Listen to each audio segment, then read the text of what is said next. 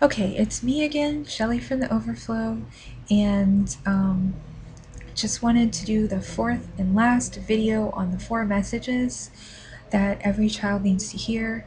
The fourth message is child, you are responsible.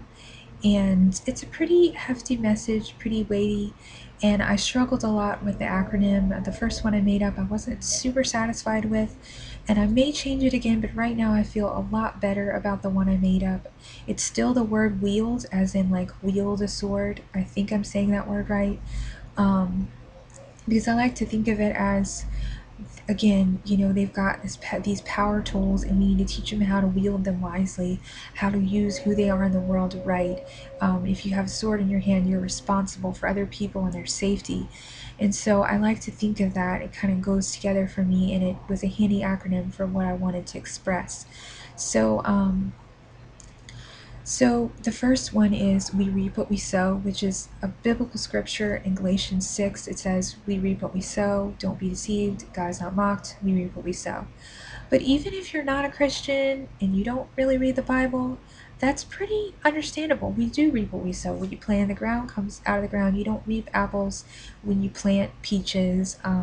If you're unkind to somebody, it's kind of like the what goes around comes around statement. We do reap what we sow. When we put good things in, we do get good things back, or at least we're more likely to. And if we put bad things in, we're a lot more likely to get bad things out. Um, so it's a universal law, I believe, and it's important to think about when you're dealing with your kids. Like, you're reaping what you're sowing, and you also want to teach that to them. That, hey, if you plant good seeds, you're going to get good things back. But if you're planting bad seeds, you're going to get bad things back. The I is for identify natural consequences. So just getting them to think, asking them questions like, hey, what are some of the bad things that are going to happen if you color on the wall? What are some consequences that aren't good? And then maybe some good ones, or maybe identify the natural impacts of the good behavior, or the behavior you're trying to encourage. So that helps get them thinking, get those wheels turning, and teaches them to be more responsible. Because identifying impacts of what you're going to do is part of maturing and becoming um, better at making good decisions. A lot of times I think kids do what they do because they don't identify the impacts, and they're not thinking about what's going to happen next. They're children and they haven't developed that yet, but they can develop it earlier if you're teaching them these messages like this. So, and I'm not a doctor or anything, this is just what I believe and what I've seen in my own kids.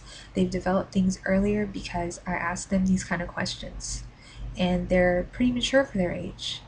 And I matured early for my age, and so I know it can happen. I mean, I matured mentally. I just feel like I thought more.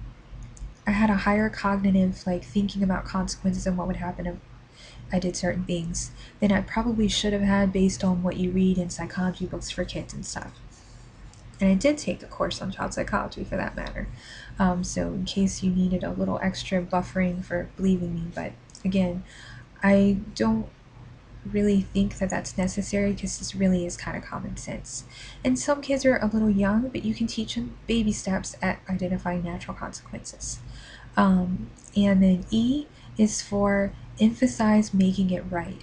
You want your kids to understand that it is important to make it right. Don't think so much about what they did wrong as, okay, how are you going to fix it? You hit your sister, how are you going to make it right? How are you going to make it better? And sometimes you can say, okay, well, person who got hurt, what would you like?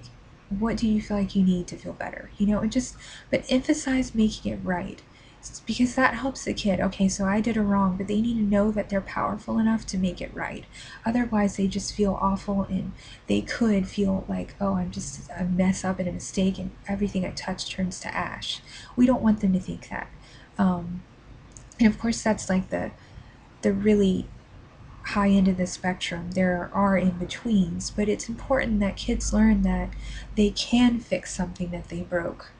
And there are times to learn that certain things can't be fixed, but you can at least try to mediate what you did. Um, so emphasize making it right, and then lead them to choose well. And this is really important. And again, this kind of goes with identifying the natural impacts, but also asking them questions. Do you think this is helpful? Do you think you made the right decision? Do you feel good about your decision? Do you feel proud of yourself and what you did? Kind of getting them to think and say, I don't know. I don't know if that was really a good choice. And emphasize making good choices and the power of making good choices, and that you believe in them to be able to make good choices. And this goes with the last one, which is demonstrate your faith and their ability to overcome. So say you see that they're struggling with something, say, you know what? I know you can do better. I've seen you grow, and show them that you notice when they do better, because that's a really big way that you can encourage your kids. It's letting them know, hey, I saw you that day. I saw that you did that, and I saw that you tried, and I'm really proud of you for that. I know you're growing, and you're still struggling, but you are doing a lot better, and I know you're just going to get better. And let them know that you have to struggle to grow, you know? So again, I'm just going to go over those again more quickly, make sure it sticks in your head. But we reap what we sow, identify natural impacts, emphasize making it right, lead them to choose well and make good choices, empower them to make good decisions, and demonstrate your faith in their ability to grow, to overcome obstacles, to get better at something, to be a better big sister, or to be better at being quiet when you need to be quiet. Let them know that you know they can do it. Say, I know it's hard to sit quietly during this service or while I'm talking on the phone, but you know what? You're getting better at it, and I know you can do better, and I know you can do it. And maybe you can help them somehow, give them something to help make it easier on them. But let them know that you believe in them, because your kids need to know that you believe in them. If they don't know that you believe in them, it's going to be harder for them to blossom. It's like fertilizer on a kid's heart when you show them that you believe in them, that you have faith in their abilities to change. So that's all, and this finishes the 4 videos. I highly recommend watching all of them. I also recommend visiting connectedfamilies.org, and of course I recommend their courses and their books.